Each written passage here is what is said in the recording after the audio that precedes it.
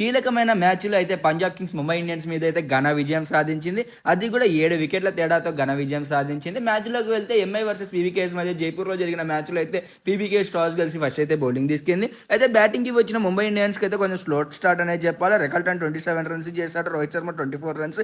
But mister consistency అయినటువంటి సూర్యకుమార్ యాదవ్ అయితే 57 runs చేశాడు. తిలక్ వర్మ 1 రన్ చేసి అవుట్ అయిపోయాడు. విల్ జాక్స్ కొంచెం అగ్రెసివ్‌గా ఆడినప్పటికీ 17 రన్సే చేశాడు. ఇంకా హార్దిక్ పాండ్యా 26 రన్స్, నమ్మందిర్ 20 రన్స్ అయితే చేశాడు. పీబీకేఎస్ బౌలింగ్లో అయితే 5 బౌలర్స్నే యూజ్ చేసినారు. But Harshdeep Singh last over bowling అయితే అద్భుతం అని చెప్పొచ్చు. 3 రన్స్ ఇచ్చి 2 వికెట్స్ మాత్రమే తీసుకున్నారు ఆ లాస్ట్ ఓవర్లో. ఇంకా ముంబై ఇండియన్స్ అయితే 184 రన్స్ చేసింది, 7 వికెట్స్ కోల్పోయి 20 ఓవర్స్కి. ఇక పంజాబ్ కింగ్స్ బ్యాటింగ్కి వచ్చినాకైతే బ్యాటింగ్ డామినెన్స్ అయితే చేశారు ముంబై ఇండియన్స్ మీద. ప్రియాన్ సారే 62 రన్స్ చేసి అవుట్ అయిపోయాడు. బట్ ప్రభు సిమ్రన్ సింగ్ అయితే ఈ మ్యాచ్లో స్ట్రగుల్ అయితే అయ్యాడు. ఇక జోస్ ఇంగ్లీష్ అయితే చెప్పుకోవాల్సిన పని లేకుండా బీభత్సమైన హిట్టింగ్ చేశాడు, 73 రన్స్ చేశాడు.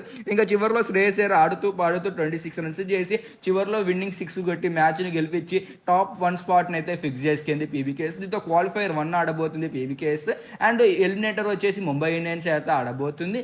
దీంతో ఈ మ్యాచ్లో గెలిచి పంజాబ్ కింగ్స్ అయితే వాళ్ళ ఫైనల్కి వెళ్ళే ఛాన్సెస్ అయితే మరింత పెరిగినాయి. మరి ఈ వీడియో లైక్ చేసి, కామెంట్ చేసి, షేర్ చేసి, సబ్స్క్రైబ్ అండ్ ఫాలో చేస్తారని కోరుకుంటూ ఇట్లు మీ నడింపల్లి చిన్ని కృష్ణ శర్మ సైనింగ్ ఆఫ్. జై హింద్, జై శ్రీరామ్, భారత్ మాతాకు జై.